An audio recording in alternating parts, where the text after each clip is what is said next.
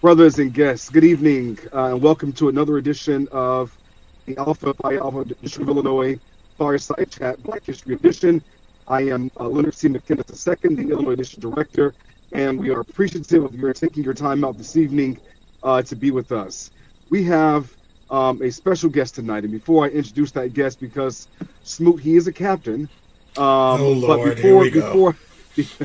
before I introduce him, Smoot, how are you tonight? I'm doing good, my brother. How are you doing? I'm doing well. I'm actually in Chicago, as I mentioned to you. I'll be at the Elijah Muhammad House, Yes. doing some work, and so I cannot stay on tonight. But I left the reception because I did want to personally introduce Quincy to our live audience this evening. So whether you're watching on YouTube or Facebook or in the recorded session that'll be on archived in YouTube, welcome. We've had a good time this month interviewing many brothers in the district and in the region, and we have one more series, right, Smoot, Yep. set for next week, and then in March we are going to do something with our regional vice president That's before correct. the regional convention, Right. a session that we're calling the Journey of a Midwest of a regional vice president. So. With that being said, Brother Smoot, if I can take a point of personal privilege Please do. before you bring our guest to the stage. So I came through the fraternity in Mu chapter in the fall of '01. And during that time, our guest tonight was one of the guys who helped bring me into the organization. And Smoot, I have watched Q both from afar. He moved in town for a while. I was away at school. But this is a brother who I've watched, and I can say with certainty, this is a guy who loves Alpha Phi Alpha. And as I heard our general president say, oftentimes, Alpha Phi Alpha can be a thankless job, and there are no, there's no financial benefit to doing this. But this is a brother who I can say serves, and he serves well, both at the chapter, he served the district, and now he's serving the region, and he does Yes. so with a gracious heart. And so tonight this is special for me. I know he has a story to tell. I cannot wait, Smoot, to hear the interview that goes forward. But he is a man of Mu chapter, made at Elmhurst University. At the time was Elmhurst College. He is a captain, Captain Sir Admiral Alpha Resurrection. That's the And, second time we had- you said that. we had to- You said we that had to learn. twice. we had to learn that name. But listen, I don't want to belabor the point No. tonight. But Smoot, I turn it to you to welcome Brother Quincy Banks to the stage, and I look forward to this discussion tonight. Absolutely. Thank you, brother District Director. We appreciate it and enjoy the reception. Definitely, I kind of wish I was there with you, but we will work on that Yes. on a later date. But thank you for that. And yeah, I want to echo what you were just saying. I've known Brother Banks for a few years myself, and he has been an inspiring figure, both on the local level, on the district level, and now on the regional level, making waves as an example of how things should be done on the national level. And so, Yes. as Brother McKinnis did speak about his background, I do just real quick want to go over his official background that I hounded him about to send in to us, so I don't want his work to go in vain. So just real quick, Brother Quincy B. Banks is a native of Chicago and spent his childhood years in the Chicago public schools. He is a product of the Chicago public school system. He enjoyed playing sports and cultivating his craft of the arts. After he graduated from Percy Julian High School, Brother Banks pursued his undergraduate studies at Elmhurst University, where he earned bachelor degrees in art education and graphic design. Brother Banks is life member number 11322 and is a fall 1996 initiate of Alpha Phi Alpha Fraternity Incorporated Mu chapter, seated at Elmhurst University. And he couldn't be a deuce, so that's unfortunate. But he is currently a member of Mu Lambda chapter. Brother Banks has held a number of positions within the fraternity and has definitely served with distinction. Served as the chapter president of Mu chapter, the assistant area 3 director, then the area 3 director, He served at the time as a chief pharaoh, which is now our chief dean position. He has been an IMDP trainer, which means he helped to explain and get people acclimated with our membership process. He is the immediate past district Illinois executive director, and currently serves as the current Midwestern Regional Executive Director. While at Elmhurst, he founded Graphic by Design Inc., a full-service visual communication company based out of Chicago. For over 20 years, he has specialized in graphic design, website design, development, and marketing communication. And he has created visuals with events with attendees ranging from 10 to 30,000. He also was a good book designer because he designed my book. So I gotta I gotta say that available on Amazon. But yeah, I was very honored that Brother Banks did the design and some of the layout for the Illinois history book. He has partnered with a number of impressive organizations, including the Democratic National Convention in 2024, Brand Jordan, the McDonald's Corporation, the Jack Daniels Super Bowl 2022 brunch, the NBA All-Star Weekend in 2020, the Stellar Awards, the Black Music Honors.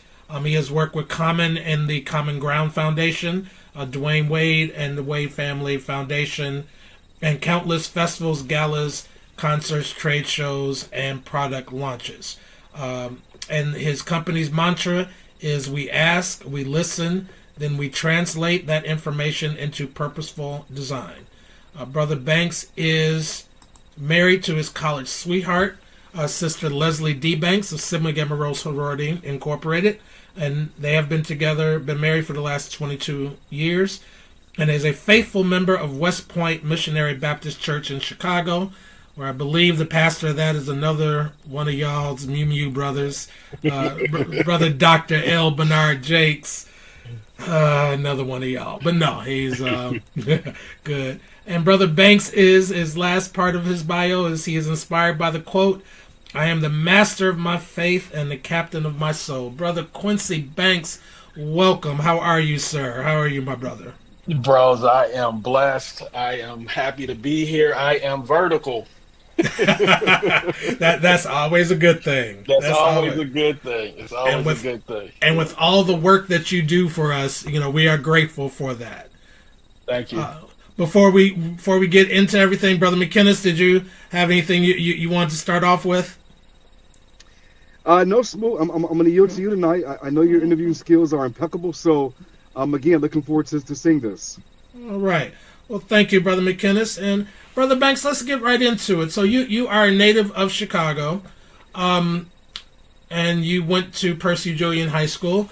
When you did your, as we mentioned earlier, you have degrees in art education and graphic design. You are an accomplished artist. Did that develop during your time? Was that in high school or before high school, or how did that kind of manifest itself? Well, it actually goes back to childhood. I used to grab the comic books in a blank piece of paper and then start recreating the comic books from visual. So I was always, had a fascination with drawing. Okay. And then going to Julian, which is, by the way, the best high school in the city of Chicago. See, I wasn't going to go there. I was going to ask why you couldn't go to Whitney Young, but not everyone can be great. I'm just saying. I'm just saying. Greatness was created at Julian. Here we go. Yeah, I went to a high school named for an alpha. You went to a high school named for a Q. But anyway. Smoot will always win. But being in high school, I was I played basketball in high school, so of course, as any high school athlete, you want to aspire to go on to the next level to play professional. But the first step was to go to college, and while in high school, I kind of was dabbing into the arts, but I wasn't living in it because once again, I was an athlete, so I was more tuned into that. And we really didn't have the types of art classes and things there, or even computer classes, which, and I'm kind of jumping ahead, which I actually found out when I went to Elmhurst. One of our chapter brothers, who was on the basketball team, because half the team was alphas. Mm-hmm. He was in graphic design at Elmhurst. He was majoring in it. And, he asked me like, hey, do you know what you want to major in? And I was like, no, I don't know. And this is as a freshman. And he said, well, maybe you should try graphic design. I told him like, he's like, what do you like? Like, I like to draw, and I kind of have a thing for computers. Now, mind you, back in '95, computers were not what they are now. Right. We had that 1-unit joint Mac. Yes. That took the zip drives and all of that. Yeah. So, long story longer, I took a class called Quark Express, which is no longer. It's been replaced by InDesign. I actually picked up that whole program within 2 weeks. Oh wow! And this was a program that takes like months to pick up. So my instructor at the time, she said, "Oh, you might want to think about going into the field of graphic design, because this isn't ordinary that someone would pick this up this fast and be able to create in it." So I gave it some thought, did an internship, and that internship turned me on. That internship showed me that if this is what I want to do, I want to do it for myself, because I was making a decent amount of money doing the internship. But once I found out how much I could make if I came in as an independent company, I always had a entrepreneurial spirit, which came from my grandmother. I was just about to ask about that. Yes, if I'm going to do this, no, I'm going to do it for myself. So Graphics by Design was born at Elmhurst College. Started doing little things like flyers, and I did all the chapter stuff, and did Pi Sigma stuff, and just honing in on my craft, making connections, being mentored by the brothers in Mu Mu Lambda chapter, which is. Go ahead. Let me go back for a moment, because I think it's very interesting about starting your company while you were still in college and kind of new to college. And I think at a time, you're talking about 1996, the push towards entrepreneurialism was not as prevalent then as it is now. And so when you decided to kind of to start your own company and do stuff on your own, did you meet any resistance? Did you meet from family and friends? Were they more encouraging, or were there kind of some naysayers, or how did that manifest for you? Nothing but support.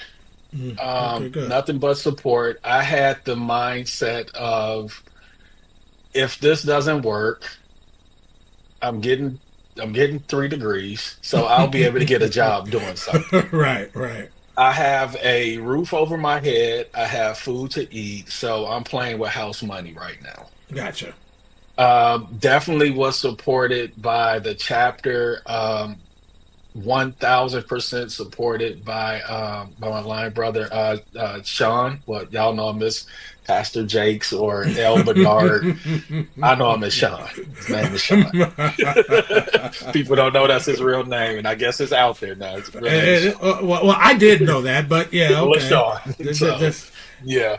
So, like I said, just having the support of the chapter, having the support and the guidance, which is more important, of some of these C-suite brothers, CEOs, CFOs, who are members of Mu Mu Lambda, who Mu Mu Lambda, we've always had a tight bond. Right. For them to, mentor me, take me under their wing, and, just kind of walk me through what this entrepreneurial thing looks like and just what it looks like to run a business. Right. So nothing but support. So when you were at Elmhurst, like what was it that, and just going back to the beginnings again, what was it like for you? What was it that drew you to Alpha? What created the interest, or did you have an interest in Alpha before you got to Elmhurst, as some people do sometimes, or were you drawn there? And if so, what was it that drew you to the organization? So, being a first generation on my mom's side to attend college, I knew nothing about fraternities, knew Hmm. nothing about sororities, and I'm also the oldest, the eldest eldest child. So, just I never had big brothers. Gotcha. So, like I said, a lot of the guys played on the basketball team, and it wasn't like they were pressuring. They were just like, "Hey, have you ever thought about joining a fraternity?" I didn't know what a fraternity was. Went Gotcha. to the we called it back then the informational. Hmm. We can't use Hmm. that term anymore. Went to the informational. Kind of got some information on what it was because at the time there was us and Phi Beta Sigma on campus. Okay. Some of my other friends, classmates, they decided to go Sigma. I decided on Alpha because Alpha fit who I was as a person. Okay. It was the perfect fit for me. I bonded with the brothers on the in the chapter, and funny story, Sean, when I first met him, it was for my for my recruitment visit. Okay. I met him in the cafeteria, and I'm all white campus. I see this black guy. Now, mind you, let me tell this quick story, then we keep going. For if you remember the movie Higher Learning, Yep, I do. Ice Cube, Hmm. Afro, that's how Sean used to look. He had a little fro, and he used to walk around on campus with this brass African mask, and he called himself Oba. Oh my goodness. Yes. So Oba was in the cafeteria, and I'm like, okay, oh man, there's a brother. Let me ask him where the gym is. Hey, brother, you know where the gym is? No lie. His first response was, "Oh, you wanted them brothers up here to play sports." Being from the South Side, I'm looking, I'm like, Right. who's he talking to? Hmm. No, needless to say, we did not get along when we first met, but who knew that we'll end up being best friends for Right. almost 30 plus years, line brothers, and he also serves as my pastor.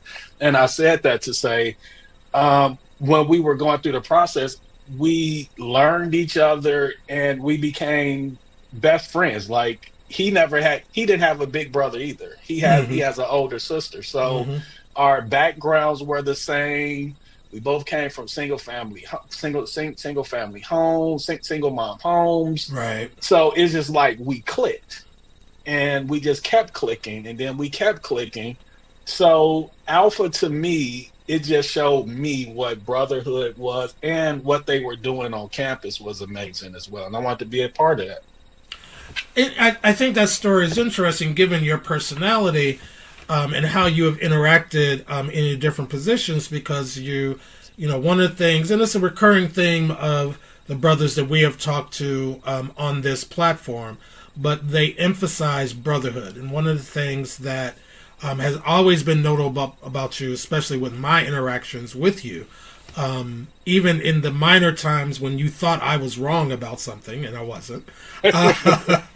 But you've always led with brotherhood. You've always led with a brotherly spirit, and I hear that when you talk about your relationship with Brother Jakes and the other brothers that has impacted that. So,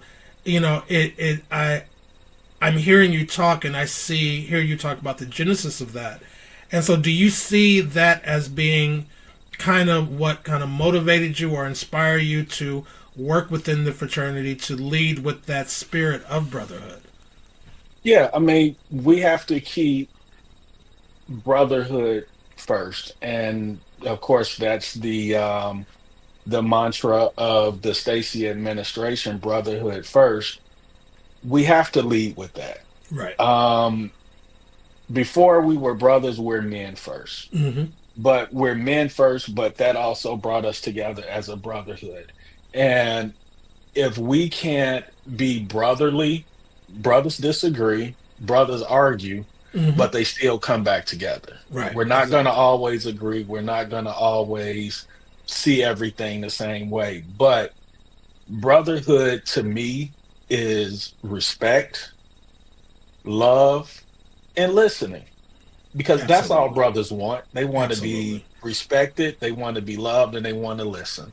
Because it's a lot of brothers who share the same story as me who did not have a older brother, but they now have big brothers in Mm-hmm. the fraternity who they could talk to, who they can look up to, and who they can just connect with. So I always try and lead with being a brother first. And even if that's just the brother that's going to listen, but at the same time, I'm the brother that's going to tell you, if you're right, you're right. If you're wrong, you're wrong. Right. Yeah. Absolutely. So So, in your time as through the different positions that you have held as your chapter president of your college chapter, then area director, and chief dean, chief pharaoh, moving up into when you became, um, leading up to you becoming the executive director for the District of Illinois. Obviously, you and brother Stacy hooked up. Created a connection at one point, and kind of a 1-2 punch that I think you two have developed. How did that develop, and how did that get started? The relationship between the two of you. man, the relationship between me and Frank actually started out as a competition. Okay. Uh, we were both area directors at the same time. Okay. And this is, what is this? This is 25, probably 2000, almost 20 some years, like 18 some years ago. I don't know Okay. the quite number, but Okay. so the competition was, you remember during district conference, we all had to get up and do our reports. Yes. He and I competition was who can get up there to do our report the fastest and give all the information. Okay. Okay. So we used to always compete doing that. And then so we were kind of bonding with that.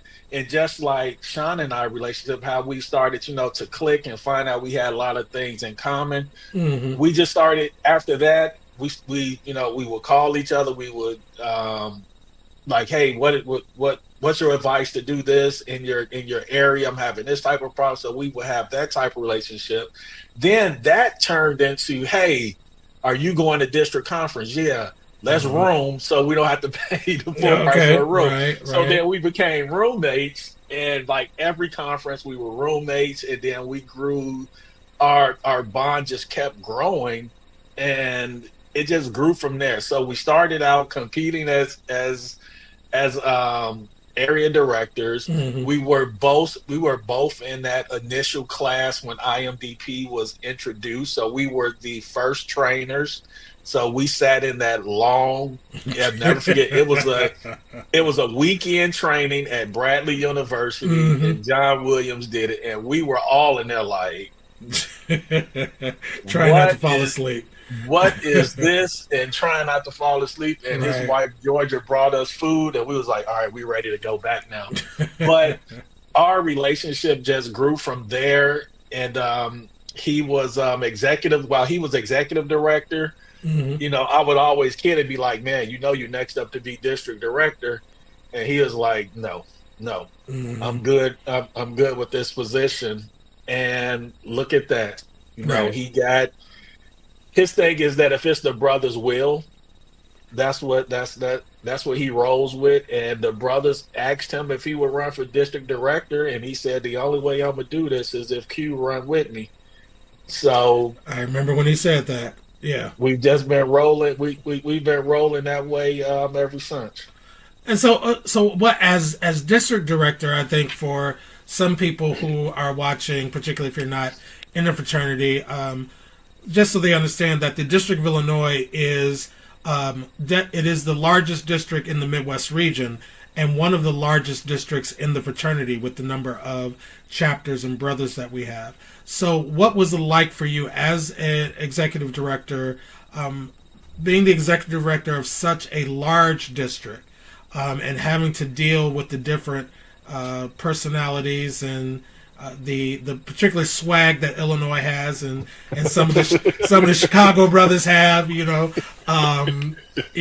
while being in awe of Theta chapter. So I knew that was coming. I can't help myself. But so what was it like? Because I watched you, during that time, and you guys were always, gave the appearance that you had everything under control and were handling everything correctly. I know how things go behind the scenes, but what was that like for you, that experience of being the executive director for the District of Illinois? It was an awesome honor, knowing the brothers that were before me. And like you said, being a brother out in the audience and looking in, you don't know what goes on. Mm-hmm. But in my industry, we always say that everybody should enjoy the show. Nobody should know what's going on behind the curtain. Right. So there was a lot happening behind the curtain. And I think what helped me the most was being a brother who was made in the Chicagoland area, mm-hmm.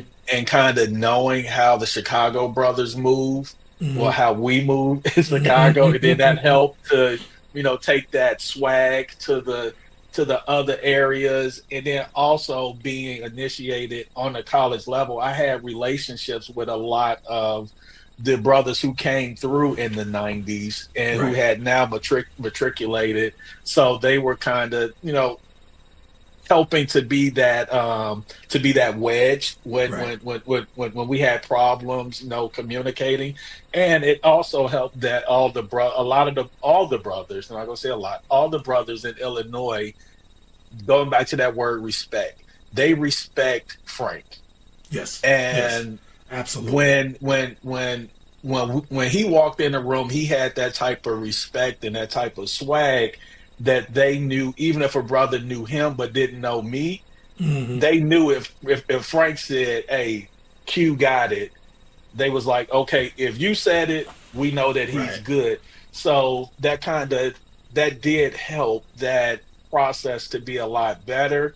But there were some long nights, and Frank and I had some long conversations, and but you know what, we worked it out. And I know that we elevated Illinois to a spot where even now, when we're traveling around to different regions, they're like, "Yeah, what's going on in Illinois? We heard you brothers do this, this, and this." Mm-hmm. And a lot of people have actually copied some of the things that we initiated in Illinois. Right, and they're still doing that now. But hey, and I think, and so I think one of the things that I see is that, and I love Frank to death. That's my sans. But one of the things that I think you had a crucial hand in is elevating the brand of Illinois and elevating the visual components of that, with the way you designed the website, with your graphic art skills, and just the way because one of the things that brothers say about you in the district, and I know they say it in the region too, about you being a clothes horse, and that you missed your calling. You could have been a fashion model. But just the visual brand that you brought to that, and obviously that was in connection with your business. But how do you see because there are some people that say that the brand of Alpha needs to be elevated at all times, but when you were involved, were you specifically looking to elevate the brand, or were you just like, this is just what I'm gonna do, this is what I'm good at, so that's just what's gonna happen? I approached it like I would approach a new client or partner. I assessed what was there, and then I took that assessment and saw how we can make it better. Hmm. Um, there was the blueprint was there. The past district directors before Frank laid that, and we had everything there. We just needed to make it make it better.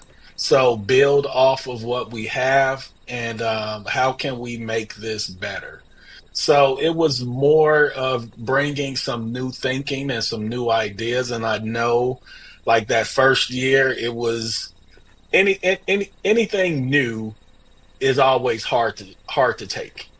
Right. But when brothers see that this works or this can work, that's when they start to buy in. So just looking at it at a, like you said, in my profession, and how can we take this and make it better?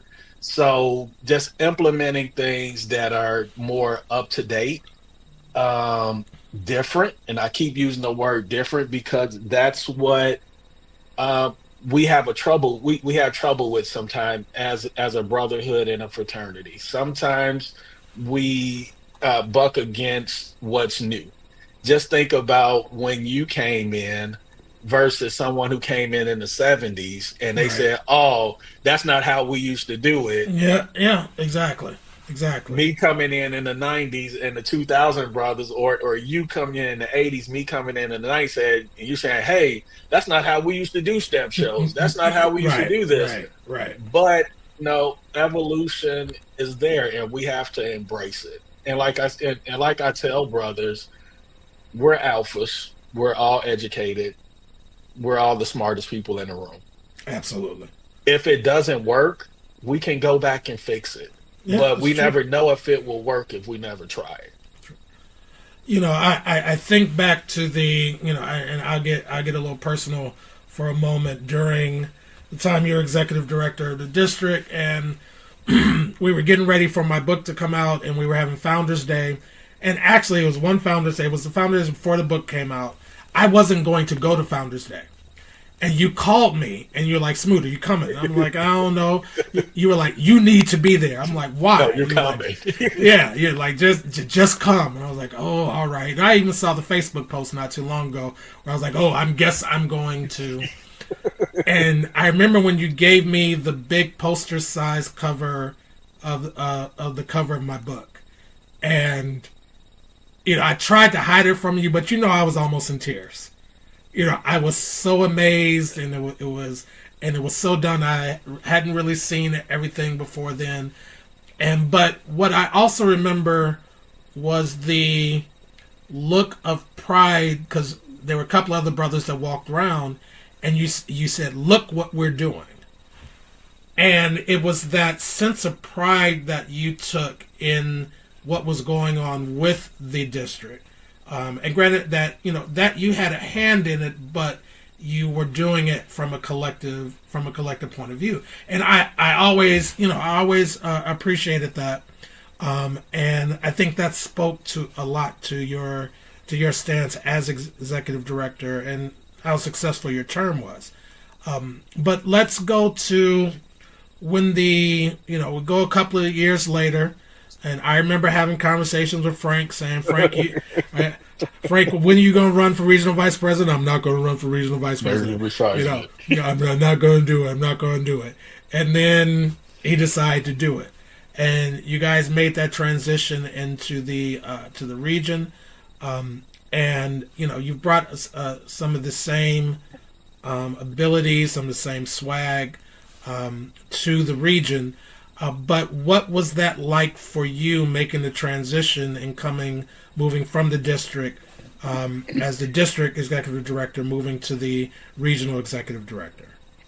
Yeah, well, it's funny that you brought that up because you made me think of something that Frank had said when he had officially declared to run, and I think we were in the car, or we were somewhere, but we were by ourselves, and we was just quiet, and he just looked over to me. He was like, "Q, if we can run Illinois, we and you know how he talk, we can run this region."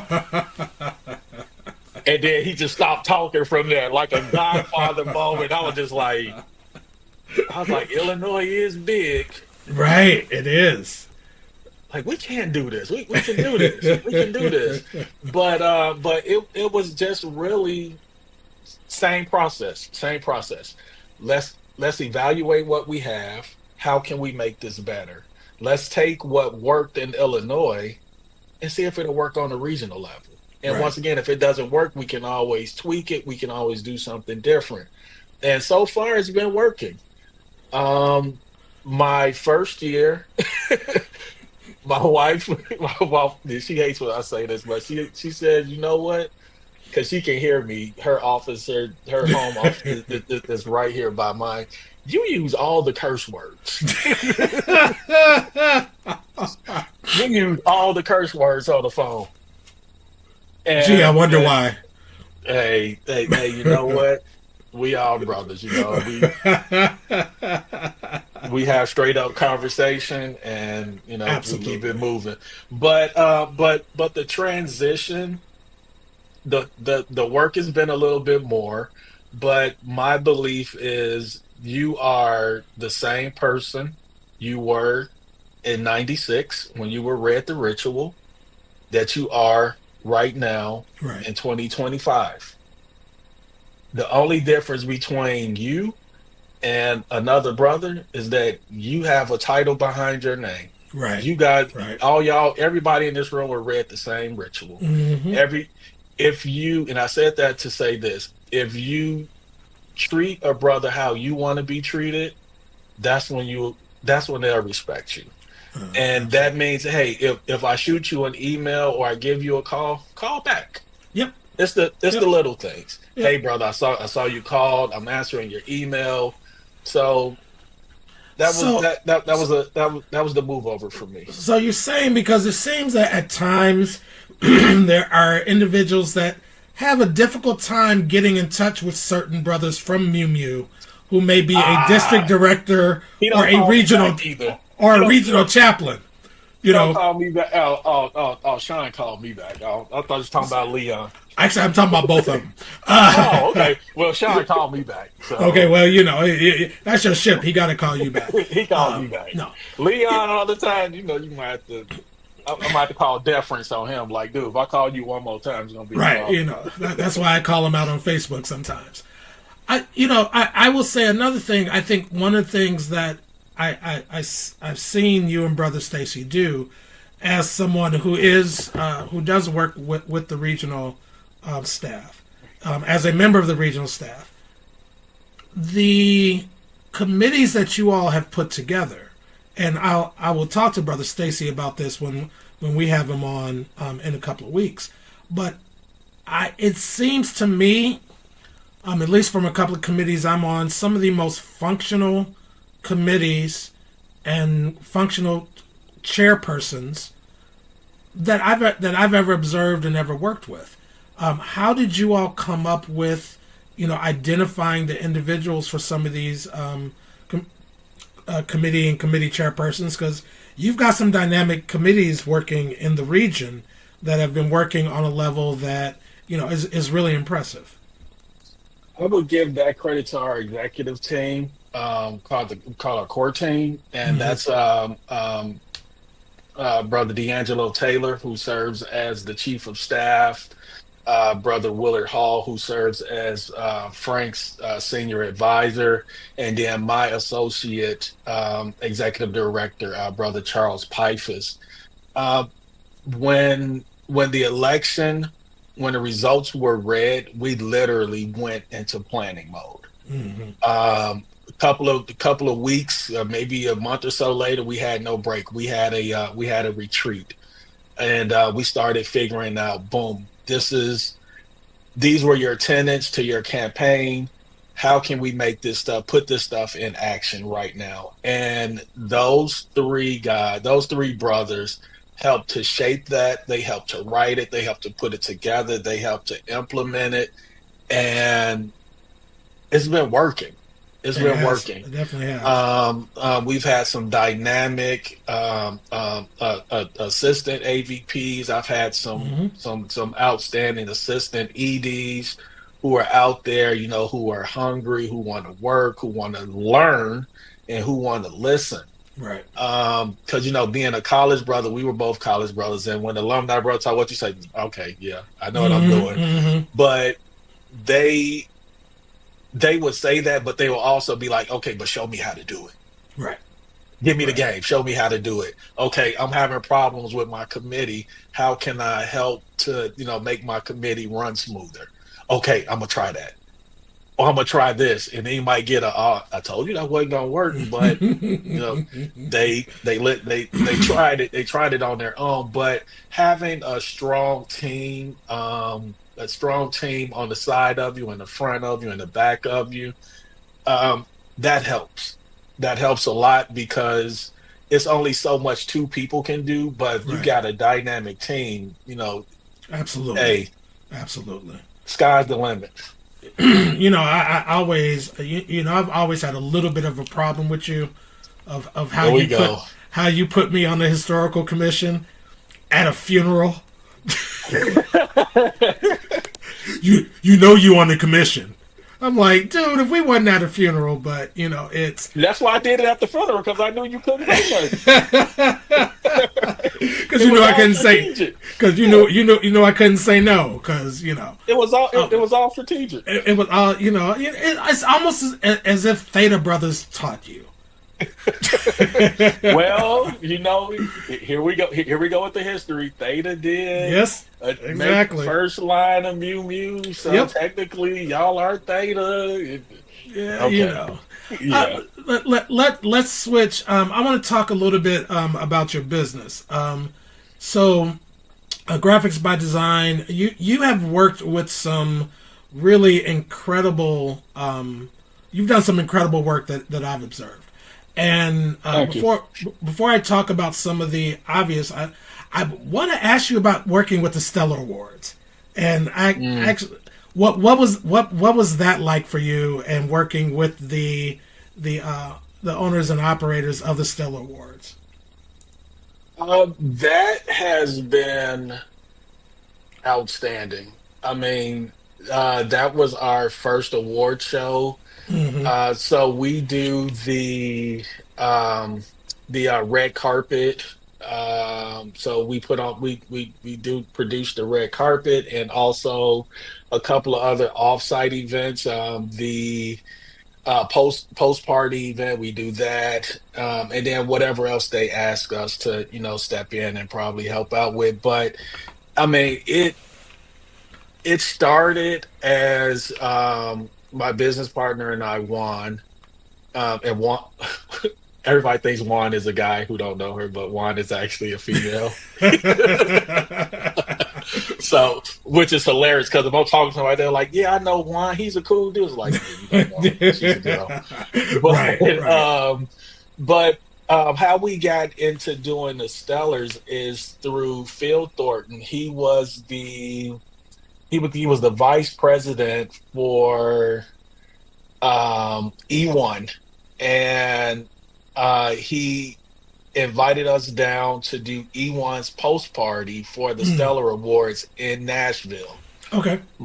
And that was the kickoff. We did that, and it just grew from there. So we started out doing the post parties for Phil, and everybody saw how big they were. So then Mr. Jackson over at Central City, he started noticing. He was like, okay, nobody's coming to our post parties for the Stellars, which is the official party.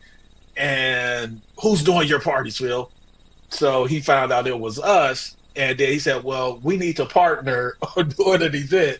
So we partnered, and then it just grew from there. We got a really good relationship with the team over there. And we went from doing that. And he said, hey, can you guys do like the red carpet and the social and the media stuff and all of that? Sure, we can do that. Started doing that. Then he came on, and a couple of years ago, he was like, "Hey, we're launching a new initiative, and we want y'all to handle that. Can y'all do that?" Actually, Mr. Jackson don't ask you, "Can you do it?" He just say, so, when can it so, get done?" so here's something that you probably don't know. Don't tell me you know, Mr. Jackson. Yes. So his late wife Rose was one of my youth ministers at Christ Universal Temple. I used to go to their house for dinner, for things, used to hang out with Rhonda and Dana. So I've known the Jackson family for a number of years.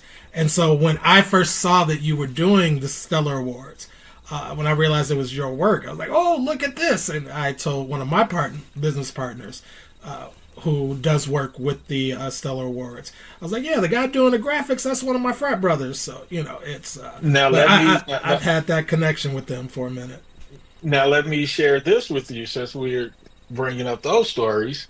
Come to find out in conversation that Mr. Jackson and my father-in-law were really, really, really, really, really, really good friends. Wow, Had no idea because wow. I don't like to name drop, Hmm. but my wife's dad, he was like, "Oh yeah, oh, you doing the Stellars?" He's like, "Is Don Jackson still doing?"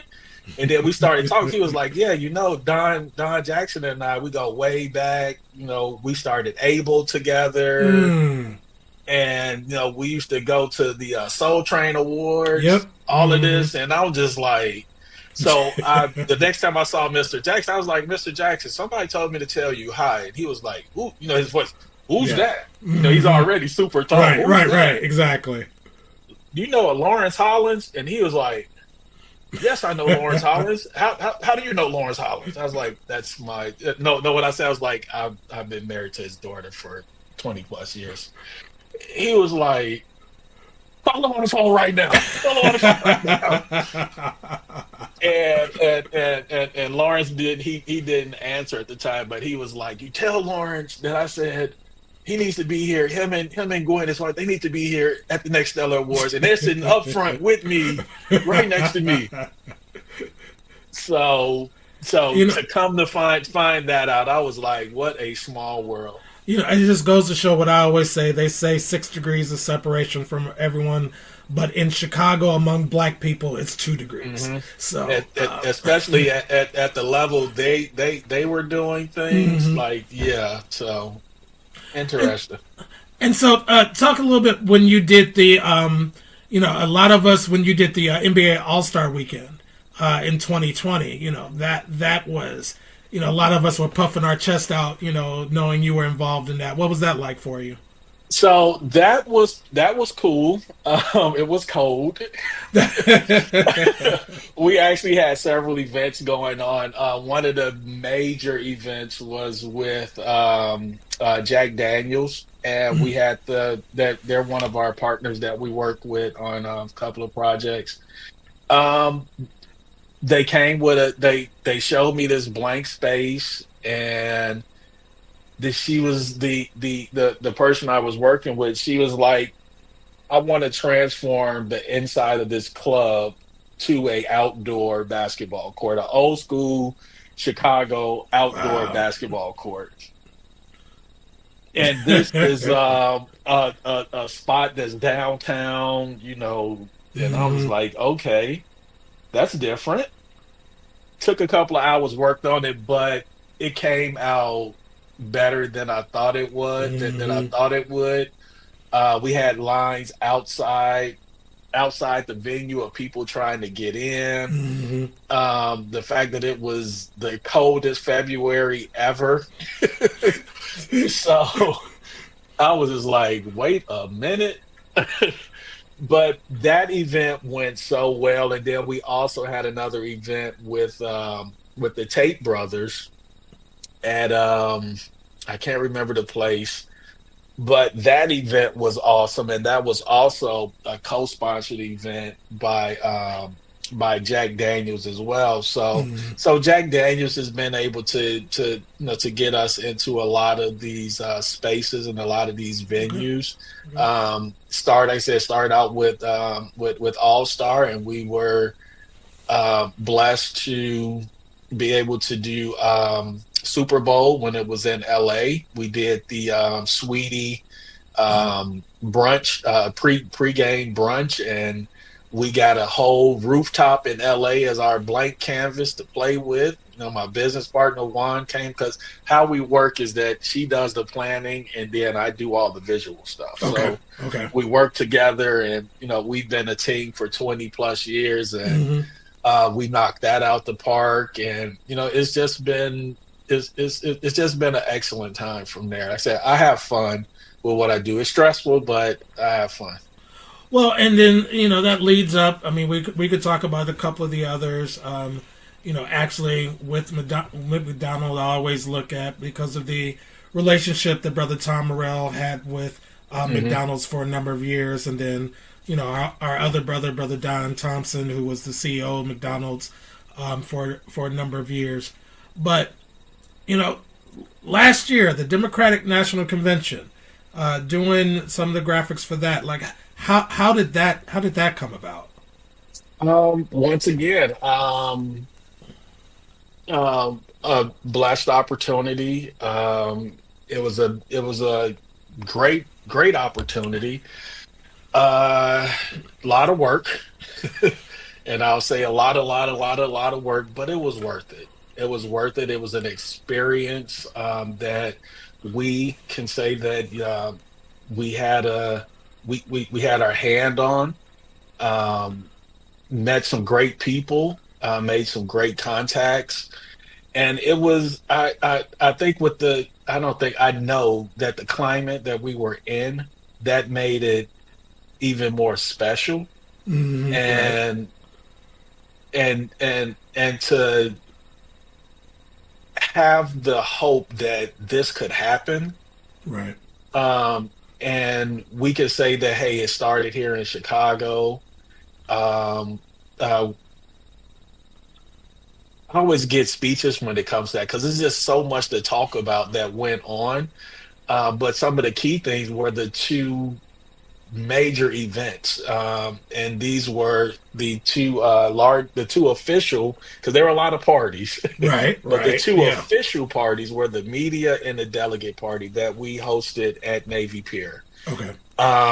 Just that experience, building that out, working, Mm, and them just let us be creative. right. We did go through a lot of iterations, a lot of redos, Mm, but just to have that on your resume, and then right. to be in the building. This was also a time that I got to share with my wife, Mm, that we were both there. Sean, he was there. right. Of course, I bumped into a bunch of brothers who were Right. there. Mm, But just the experience, I mean, it's something that I'll never ever forget. I just wish that my grandmother was here to see the work mm, that I did. right. Um, but it was kind of bittersweet when we didn't pull it all the way out, and Yeah. the person who I wanted to be elected was not elected. but but like I said, just to be there, and to and to say that I was a creative director on some projects like that was unforgettable. Messages went out among some of the regional chairmen during that time. Leave Quincy alone. He's dealing with the DNC. Yes, yes. And it was, and to be honest, that was one of those times. Sometimes you tell people say, "Hey, don't contact their." You're always being respectful, but then it's No, like, they oh. answered the phone for you. But this time it was not only being respectful, but it was like, ooh, it's impressive, Quincy, and we're looking at the and I remember we're watching one of the things during the convention, and I pointed to my girlfriend. I was like, see, one of my frat brothers did that, and I pulled out Yeah, my book. I said, the same yeah, guy did that, did this, So it was yeah. I mean, Yeah. we were all very, very proud of you for the work that you did for that. Yeah. I mean, I was, and I don't know if my any other team is on here, or even if my business partner Juan is on, but just to, even her and I, we had to sit back and be like, dude, we just did the DNC. We just did the DNC. It was kind of like that Frank moment when we were in the car. He was like, Q, if we can run Illinois, we can run the region. Right. It was like, hey, Q, we just did DNC. Exactly. So we're about to run up on time. I want to pivot back to fraternity business for a minute.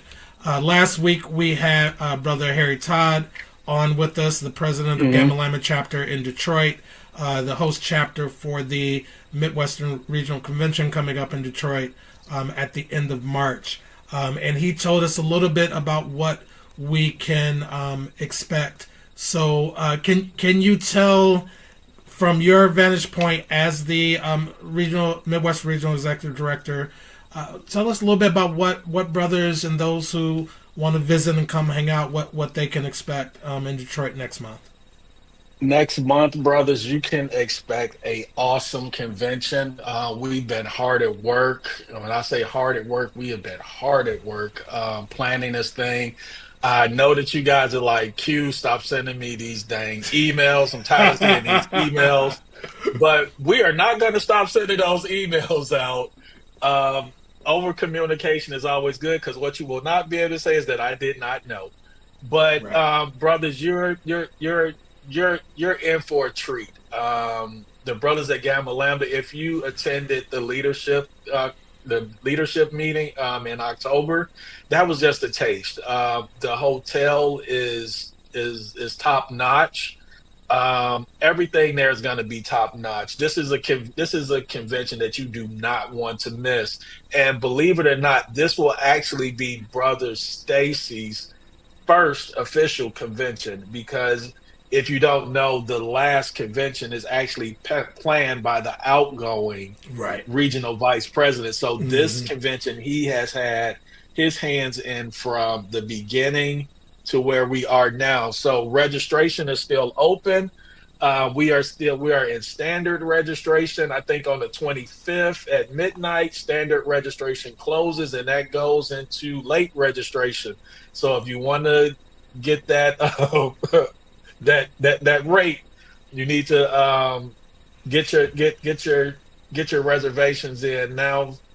If you're looking to register, you can go to the regional website, and that is alpha-midwest.org, and you'll see a tab on there where it'll take you directly to the registration page. But brothers, come out, fellowship, meet some new brothers that you may not know from a different district, and hey, let's just come. It's going to be a lot of brotherhood. It's going to be a lot of surprises that are going to come up. And if you thought that Milwaukee was good, wait till you see Detroit. Just to let you know, we do have Brother Hill Harper, who will be the guest speaker for the Life Member Breakfast. And we only have a couple of more tickets left for the Life Membership Breakfast. So if you're interested in coming to hear Brother Harper speak, log on and get those as well. But top notch from top to bottom. If you know me, you know how I get down. Exactly. It's gonna be it's gonna be a good time. Neophytes, we're looking for y'all to be there.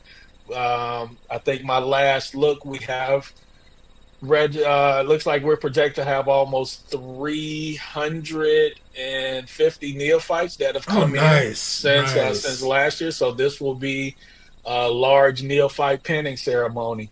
And come out and meet some. Like I said, just come out and meet some brothers and fellowship. And Brother Stacy wants to see everybody there. Exactly. Well, as we get ready to wind up, I have two parting questions. One for young people, because I know that you have an emphasis in working with and developing and helping young people. for younger people who are looking to start their own businesses, who are looking to craft their own way into the world as they come up, what advice would you give to someone, or do you normally give to someone who is looking to kind of create their own path in somewhat a similar way that you did? What words would you share with them? Don't be afraid to jump out on faith, number one. And number two, um, don't chase money because it'll always run and you'll never catch it. Do something that you love and something that you would do for free, and the money will come. Hmm. That's that's okay. I will. I will just say I agree. And so during your time in the fraternity, I mean, I know you have through your travels, you've met a number of impressive brothers and influential brothers. Are there one or two brothers in particular that stand out, whether you met them, nationally or locally, that have had and continue to have a lasting impact on you? I will go. I ain't gonna call him my older brother. I'm gonna call him a seasoned brother. uh, and this brother was the first brother, was the first client that took a chance on me, and that's brother Willard Hall. Okay, all right.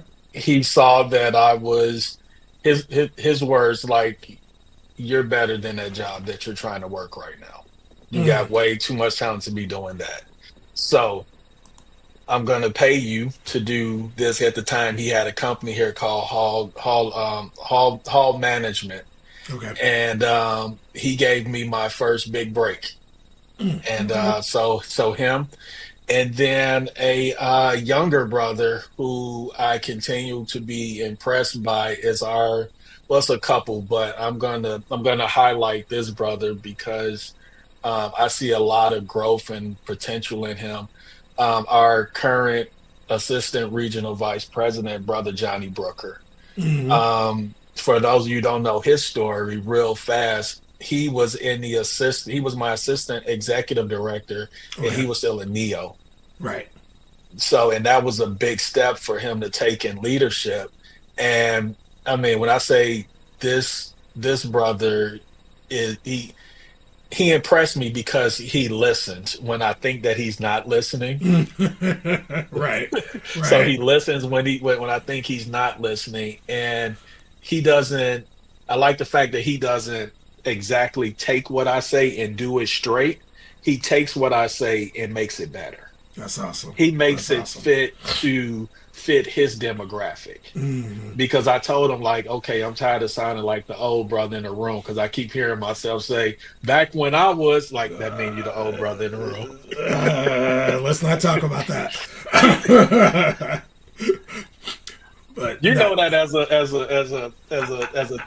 an advisor I will neither confirm nor or deny deny. that I may have felt that Yeah, way a time or two. yeah, yeah. So Willard Hall and Johnny Brooker. All right, that's awesome. Well, brother Banks, we are running up on time. I do want to thank you again. Well, first of all, I want to thank you for appearing with us today. But I want to thank you for the work that you have done. You have been one thing that I say, that there are certain brothers who are a pleasure to work with and to work under and to work with. And I have, over the years that we have worked together, be it on the district or on the regional level, it's been always a good, even in the couple of times you thought I was wrong about something when I wasn't. No, but I mean, and I do mean this sincerely. It has been a pleasure working with you and working and following your lead. My experience in working with both administrations has been, largely positive, and we can't say that. And I think that's a testament. As much as we can credit Brother Stacy for that, I think you deserve some credit for that as well. So I do want to thank you for being for exhibiting the type of leadership that you do. And no, Brother McKinnis did not pay me to say that. So, but we do thank you for your time. Any parting words, parting comments that you'd like to share with our audience before we close down? Just really, just for some, a lot of you who know me, like, I don't like spotlight. I do. I honestly was surprised you agreed to do this. I really was surprised you agreed, but Hey, it was when Smooth called. You say yes. No, it's not an option. But it's definitely been an honor that you guys, the district and the district leadership, thought that much of me to have this conversation with me. I hope that my words help to inspire others who may be looking to join a fraternity or looking to evolve within the fraternity, young and old. And lastly, definitely thanks and much love to my Mew Mew brother, Dr. Y'all call him Leonard McKenzie. I know him as Leon, because when I say Leon, they be like, "Who are you talking about?" Like Leonard, like Leon. Right.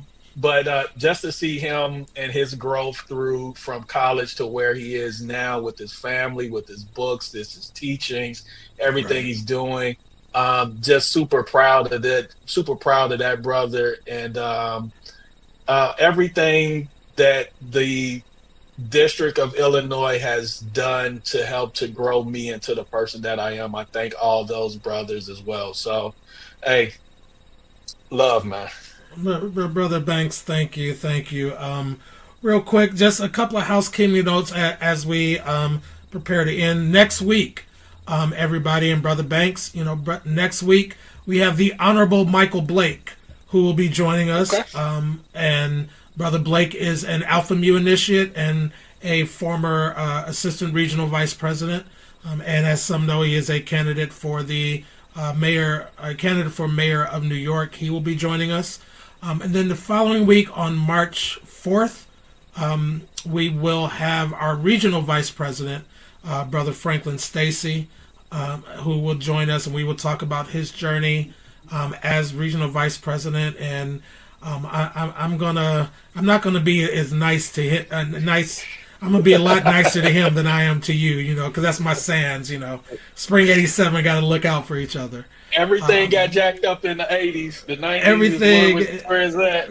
Oh, but the '80s were beautiful. We got to pledge in public. But I do want to remind people, check out our previous chats. We've had some dynamic stuff, and we're going to keep going after Black History Month, after March. We're lining up other people throughout the year, so please like and subscribe to us on our YouTube channel, and follow us on Facebook. And we want to thank you all for tuning in. Brother Banks, thank you again for having a conversation with us. And I will see you in a couple of weeks in Detroit, and hopefully we'll at least try to find a quick moment to have a quick drink and a quick word together. All right? Cool. All right. All right. Well, thank you, everybody. Have a good evening, and we will see you next week with the Honorable Michael Blake. Take care. Good night.